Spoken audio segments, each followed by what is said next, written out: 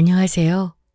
저는 치매 걸린 어머니를 모시고 있는 50대의 평범한 여자입니다.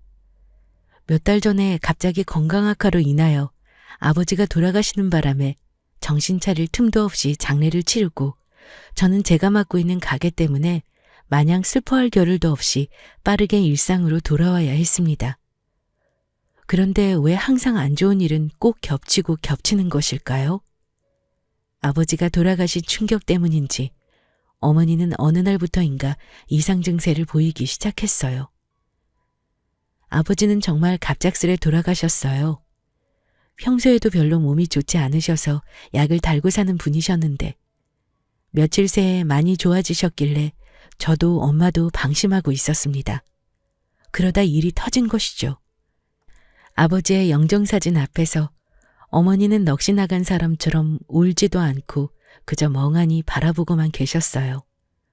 그런 엄마가 걱정된 저는 옆을 한시도 떠나지 않고 계속 말을 걸었습니다. 엄마 괜찮아? 물이라도 마시자, 응? 아까부터 아무것도 안 먹었잖아. 이러다 엄마까지 큰일 나. 물만이라도 좀 마시자. 상을 치르는 내내 물 한 모금조차 마시지 못한 엄마가 걱정된 저는 엄마에게 물을 갖다 드렸지만 역시나 마시질 않았어요. 제가 건넨 물을 거부하면서 엄마는 기어가는 듯한 목소리로 말하셨습니다. 나도 참 무심하지. 저 사람 아픈 건 누구보다 내가 잘 알고 있었는데 그런데도 이렇게 허무하게 보내네 그래. 아이고, 저 위에서 날 얼마나 원망할까. 자기 몸뚱아리 하나 제대로 살피지 못한 나를 얼마나 미워할까. 내가 무슨 자격으로 여기서 물을 마시고 밥을 먹고 잠을 자. 내가 무슨 자격으로. 엄마는 아버지가 자신이 무심한 탓에 제대로 몸을 살피지 않은 탓에 돌아가신 거라 생각하고 계셨어요. 제가 옆에서 계속 아니라고 말해도 별 소용이 없었죠. 그렇게 여차저차 해서 장례를 다 치르고 저는 제가 운영하는 가게를 더 이상 비워둘 수가 없어서 억지로 마음을 추스리고는 일상으로 돌아왔습니다. 저희 엄마는 엄마대로 집으로 돌아가 지내고 계시고요. 그럭저럭 각자의 일상으로 돌아가 바쁜 나날을 보내고 있을 때쯤 엄마에게서 하나둘 이상한 낌새가 보이기 시작했습니다. 저는 아버지가 돌아가신 후 혼자 계신 엄마가 걱정되어 전보다 전화도 자주 드리고 많이는 아니지만 최대한 엄마를 찾아가서 시간을 보냈습니다. 어느 날 저는 가게 문을 좀 일찍 닫고 엄마와 저녁을 먹기 위해 친정집으로 갔습니다. 남편은 그날 야근이 있다고 해서 그냥 저 혼자 갔습니다. 저는 엄마가 평소에 콩국수를 즐겨 드시기에 저녁으로 콩국수를 해드리려고 재료를 간단하게 사서 갔는데요. 실컷 재료를 사서 집 안으로 들어서니 불도 다 꺼져 있고 조용한 것입니다. 평소 같았으면 벌써 저를 맞이하러 나왔을 엄마도 웬일인지 조용하셨고요. 모든 것이 낯설었던 저는 괜스레 더 큰 목소리를 내며 온 집안에 불을 켰습니다. 자연스레 엄마의 흔적도 찾으면서요. 엄마 집에 있어? 나왔어. 어디 나갔나? 이 시간에 어딜 나갔지? 엄마! 제가 이렇게 소리치고 잠시 후 엄마는 닫혀있던 안방에서 엉거주춤 나오시더군요. 저는 반가운 마음에 목소리가 더욱 커졌어요. 엄마! 집에 있었으면서 왜 대답을 안 해? 불은 왜 다 꺼놓고? 엄마 어디 나간 줄 알았잖아. 그런데 뭔가 이상했습니다. 원래라면 제 얼굴을 보자마자 반가워서 몇 번을 안아봤을 엄마는 뭔가 오묘한 표정으로 그저 저를 엉거주춤 쳐다보기만 하는 것이 아니겠어요? 저는 평소와는 너무나도 다른 엄마가 이상해서 다시 한번 말을 걸었습니다. 엄마, 왜 그래? 무슨 일 있었어? 왜 그래? 제가 몇 번을 더 다그치고 나서야 엄마는 무언가가 떠오른 듯 얼굴이 환해졌습니다. 그러고는 그제서야 저를 반갑게 맞아주었죠. 아이고, 우리 딸 왔구나. 내가 깜빡했지 뭐니. 아이고. 저는 엄마의 이 말이 어딘가가 어색했지만 요즘 정신이 없으셔서 그런가 보다 하고 그냥 넘겨버렸습니다. 지금 생각하면 내가 왜 그랬나 하는 생각밖에 안 듭니다. 뒤늦게 우리는 인사를 나누고 벌써 저녁 시간이 훌쩍 넘어버렸기에 서둘러 콩국수를 준비하여 엄마와 먹기 시작했습니다. 역시나 엄마는 아주 맛있게 잘 드시더라고요. 그동안 아버지 빈자리를 가장 많이 느꼈을 엄마가 늘 안쓰럽고 미안하고 걱정되었는데 이렇게 잘 이겨내고 있어주니 얼마나 고마운지 모르겠습니다. 저녁을 다 먹고 넋두리 좀 풀다 보니 시간이 예상보다 너무 늦어버렸고 저희 집까지 가기에는 길도 어둡고 해서 그냥 남편에게 하루만 엄마 집에서 자고 간다고 이야기하였고 남편도 그러라고 해서 정말 오랜만에 엄마랑 오붓하게 있을 수 있었어요.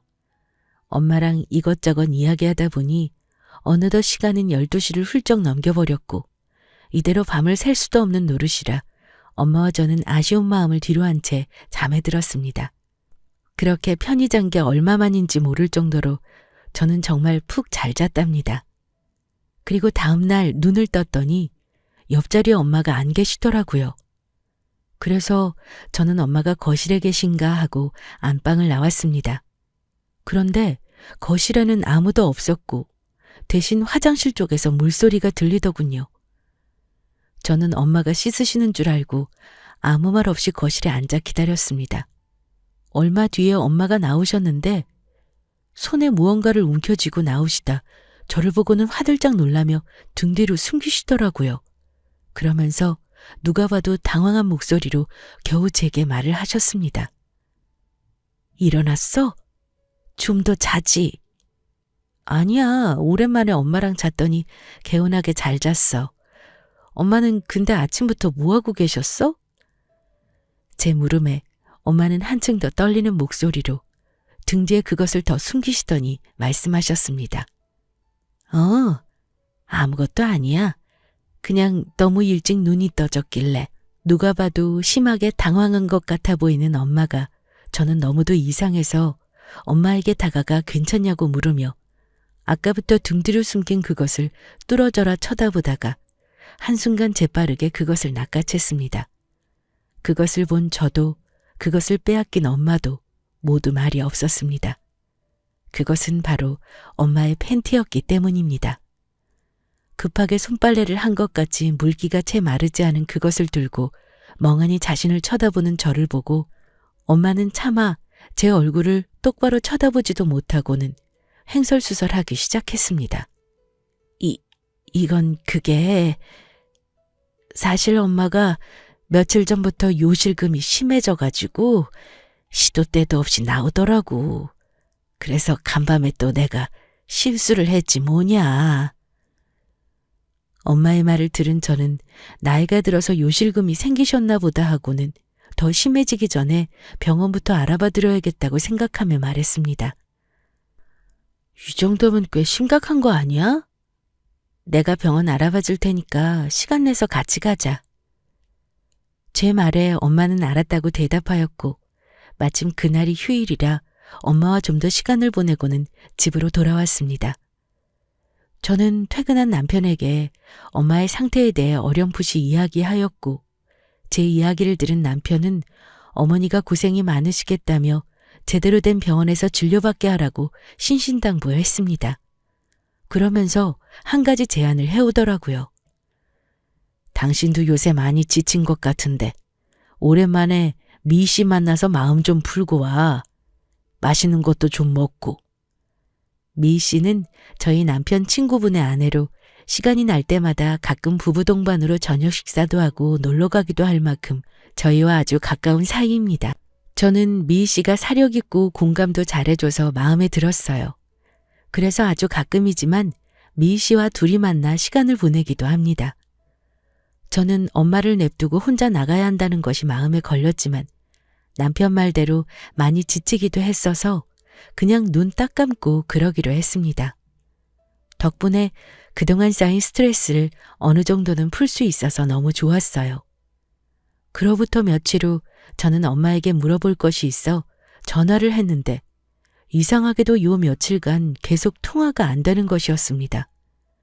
처음에는 무슨 바쁜 일이 있겠거니 했으나 그것이 계속되다 보니 자연스레 불안해지기 시작했습니다. 저는 불안한 마음에 가게 일이 손에 잡히지 않았어요.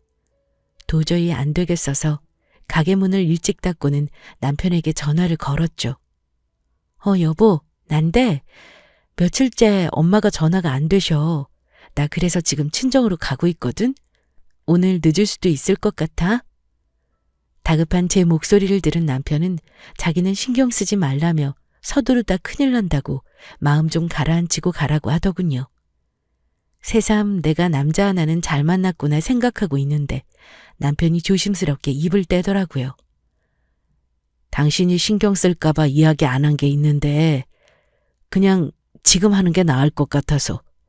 전에 당신이 어머니가 이상하다고 이야기했었잖아. 걱정된다고. 기억나? 기억나지? 근데 갑자기 그건 왜? 그때 그 말 듣고 나도 내심 걱정이 돼서 미희 씨한테 간략하게만 말했거든. 미희 씨가 말하기를 어머니가 그러시는 게 치매 증상일 수도 있다고 하더라고. 당신도 알다시피 미희 씨가 치매 환자 전문 도우미잖아. 그래서 그쪽으로는 좀 빠삭하다고 하더라. 뭐 어디까지나 그럴 수도 있다는 거니까. 그 말을 듣는 순간 머리가 정말 멍해지더라고요. 그러고는 한순간 이유 모를 분노가 저를 휘감았어요. 그래서 괜히 죄 없는 남편에게 분풀이를 하고 말았습니다. 뭐? 치매? 미희 씨도 참 웃긴다.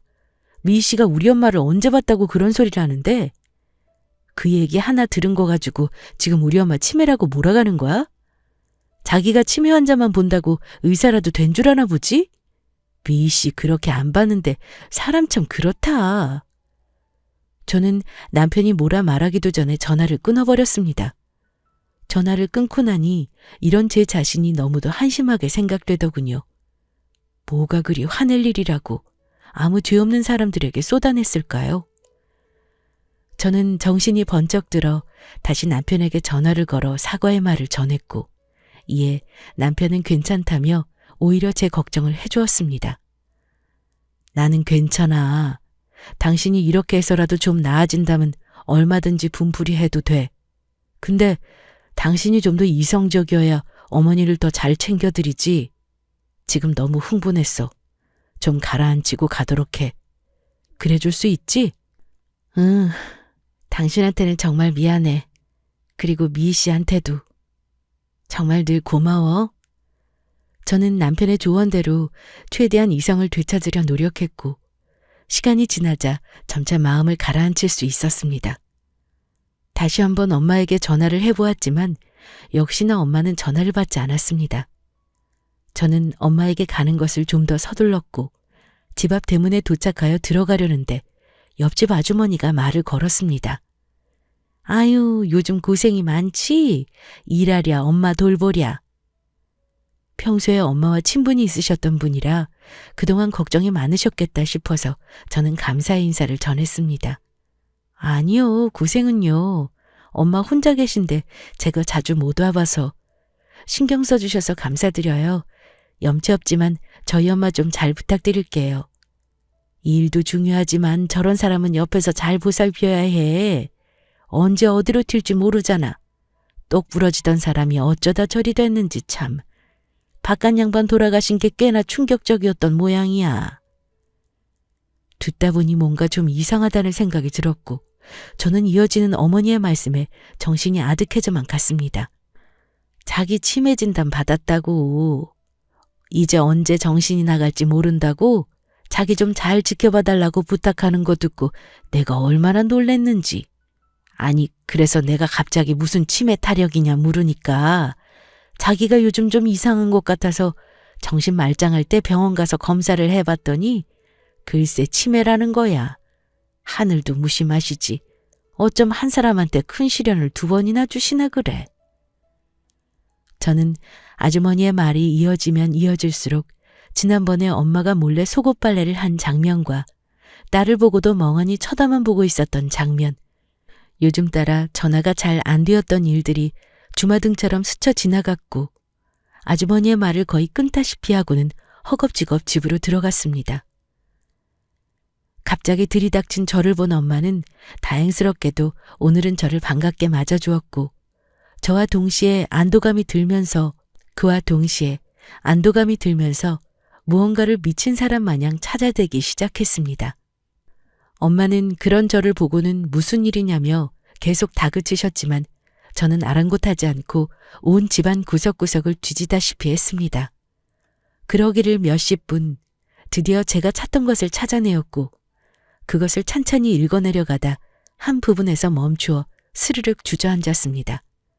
그것은 다름 아닌 엄마의 치매 진단서였고 치매가 확실하다는 것을 상기시켜주는 부분에서 그만 다리가 풀려버린 것이었습니다.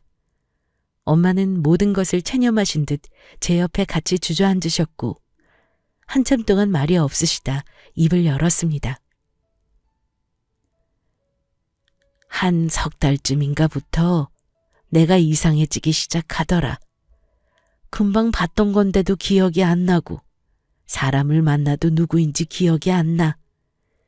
길을 걸어도 여기가 어딘지 어디로 가는 게 맞는 건지 순간순간 기억이 안 나더라. 그래도 그때는 잠깐 동안만 그러고 말아서 단순히 건망증이겠거니 했지. 내 나이도 이제 71살이잖냐. 근데 그게 가면 갈수록 심해지는 거야. 내가 전에 이불에 실내했던 것도 다 이것 때문이었지. 엄마의 말을 듣는 내내 저는 정말 가슴이 미어지더군요. 딸이라는 게 이런 것 하나 제대로 눈치도 못 채고 괜히 죄송한 마음에 오히려 더 언성을 높였습니다. 아니 그걸 왜 얘기를 안 해?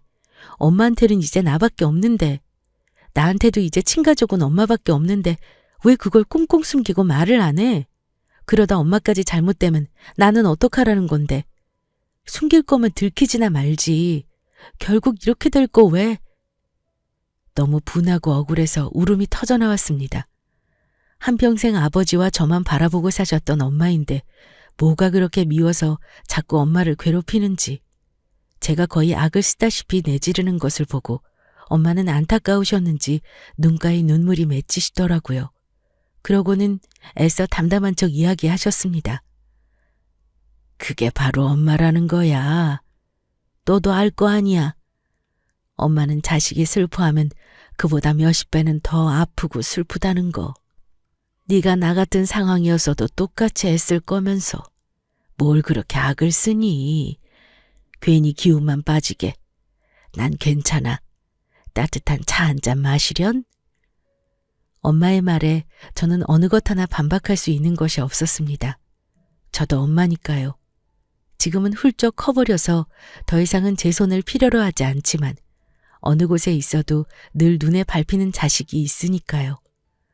엄마의 말씀대로 만약 제가 엄마와 같은 상황이었어도 저도 똑같이 그랬을 거예요.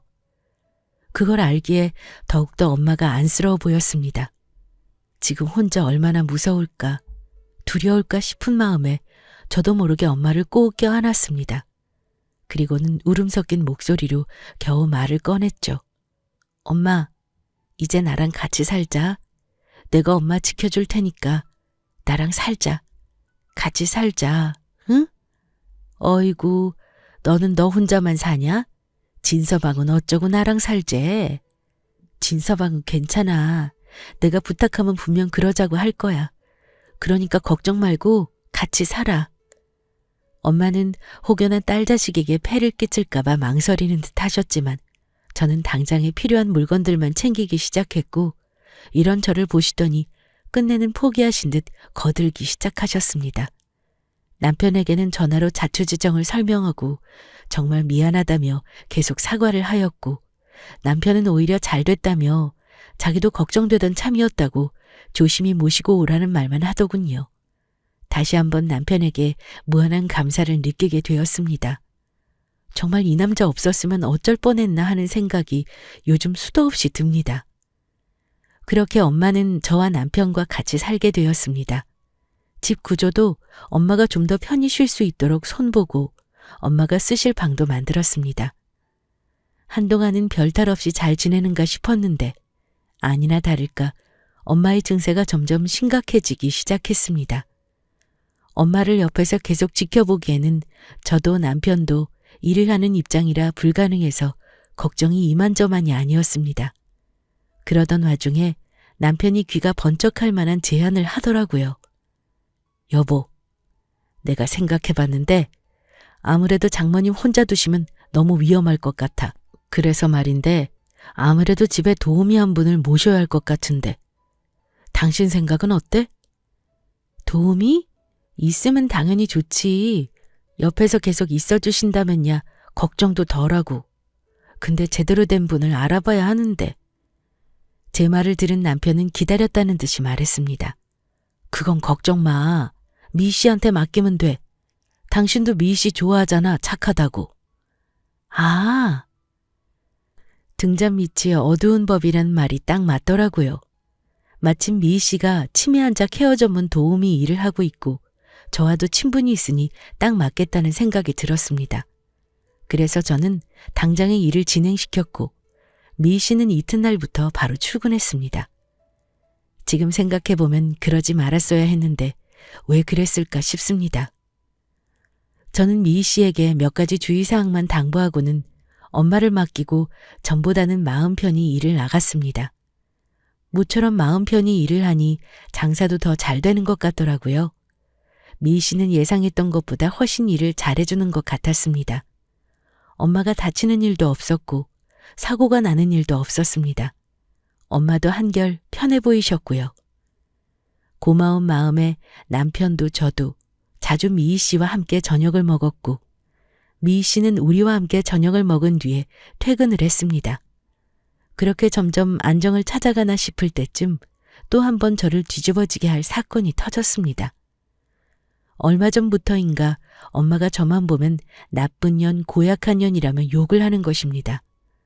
엄마는 한 번도 저에게 욕을 하신 적이 없습니다. 그랬던 분인데 어느 순간부터 저에게 저런 욕들을 하는 것을 보고는 적잖은 충격을 받았습니다. 처음에는 최대한 엄마와 함께 했습니다. 다행히도 제가 같이 있는 날이면 괜찮아지시더라고요. 그런데 시간이 가면 갈수록 제가 옆에 없는 날이면, 다시 말해 미희 씨가 출근하는 날이면 저에게 더 심한 욕을 퍼부었어요. 저는 엄마가 많이 외로운가 보다 하는 마음에 죄송했고 앞으로는 일을 하면서도 틈틈이 엄마를 챙기고 싶은 마음에 미희 씨 몰래 엄마 방에만 CCTV를 달았습니다. 이제 마음 좀 편하겠거니 했더니만 하필이면 CCTV를 달자마자 한동안 미친 듯이 바쁘고 정신없어서 따로 챙겨보거나 하지 못했습니다. 그런데 2주가 지난 뒤에 드디어 시간이 생겨서 그동안 녹화해두었던 영상들을 한꺼번에 몰아보았는데 억장이 무너져 내리더군요. 영상 속에서는 저희 엄마가 미희 씨에게 구박을 당하고 있었습니다. 이유는 다양했어요.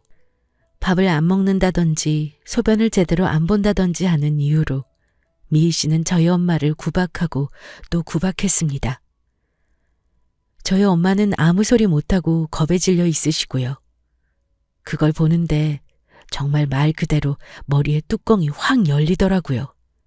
분에 못 이겨 손을 덜덜 떨며 이를 악물고 있는데 이런 저를 한순간에 얼어붙게 만든 장면이 나왔습니다. 다름 아닌 제 남편이었는데요. 저희 남편은 점심시간인 건지 뭔지 저한테는 말도 없이 불쑥 집으로 가 그 여자를 만났던 것입니다. 남편은 그 여자와 저희 엄마가 있는 방에서 보란듯이 키스를 나누더군요. 그러고는 그 여자가 갖은 아양을 떨며 남편에게 찰싹 안겼고 남편은 세상 사랑스럽다는 듯이 쳐다보며 자잘한 뽀뽀를 하더라고요. 그 와중에 더 열이 받는 건 이 두 놈들이 저희 엄마가 잠든 사이에 몰래 속삭이면서 저짓을 했다는 겁니다. 저는 그것을 보자 이성이 그야말로 뚝 끊겨버렸고 저마저도 놀랄 만큼 차분하게 영상을 확보해서 그대로 경찰서로 직행했습니다. 다행히 가게에는 손님이 없었고 해서 미련 없이 문을 닫고 갔어요. 저는 경찰서로 가서 그 여자를 상간녀, 노인복지법 위반으로 고소했고 남편에게는 이혼 소송을 걸었습니다. 일을 끝마친 저는 그 여자와 둘만 있을 엄마가 걱정되어서 급하게 집으로 갔고, 도착하자마자 엄마에게 잠깐만 기다려달라고 말한 뒤 김미희를 거실로 내몰았습니다. 물론 엄마가 계신 방의 문은 닫고 말이죠.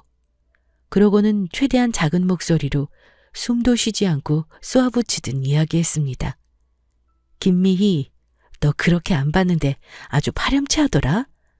어떻게 네 남편 친구를 꼬실 생각을 다 했니? 너 내가 모를 줄 알았어? 제 말을 들은 김미희는 순식간에 얼굴이 파래지더니 이내 정신을 차린 듯 도도하게 고개를 들고는 말도 아닌 말을 하기 시작했습니다. 나도 이럴 생각은 아니었는데 미안하게 됐어요. 뭐 사람 일이란 게 어디 마음대로 되나. 열받고 억울한 건 알겠는데 이왕 이렇게 된 거 어쩔 수 없죠. 바로 빌 거라고는 기대도 안 했지만 정말 상상 이상이더군요. 저는 쓸데없이 놓기만 한 콧대를 완전히 뭉개버리기로 결심하고는 입을 열었습니다. 뭐가 이렇게 당당해?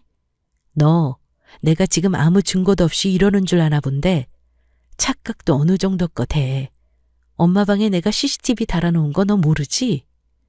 뭐? CCTV? 그런 게 있었어?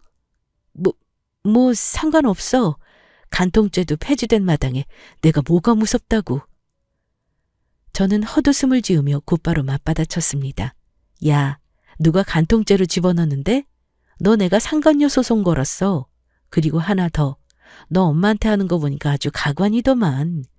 그것도 엄연히 노인학대인 건 알아? 노인복지법 위반으로도 고소했으니까 기대해. 나 절대로 합의 안 해줄 거고 너 무슨 일 있어도 감방에서 썩게 만들 거야. 네 남편한테도 내가 다 말할 거고. 알았어? 저는 제 말만 하고는 발악하는 김미희를 끄집어내듯 집 밖으로 밀어냈습니다. 밖에서 뭐라 소리치던 욕을 하던 저는 상관하지 않고 현관문을 닫아버렸고 김미희의 찢어질 듯한 비명에 이웃들이 점차 모이기 시작했습니다. 그러자 자기도 내심 창피했는지 그제서야 돌아가더군요. 그렇게 김미희가 가고 저는 놀랐을 엄마를 안고 달래주었습니다.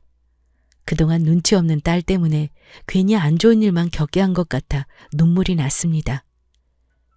시간이 지나고 남편은 김미희에게 모든 일을 들은 것인지 퇴근 시간을 훌쩍 넘기고서야 집으로 들어왔습니다. 슬금슬금 제 눈치를 보며 다가오는 남편을 보고 있자니 겨우 삭혔던 화가 다시금 차오르더라고요. 다행히 엄마가 주무시는 중이라 저는 한결 편하게 이야기할 수 있었습니다. 최대한 차분하게요. 이제 보니 니들 좋자고 일 벌인 거였구만.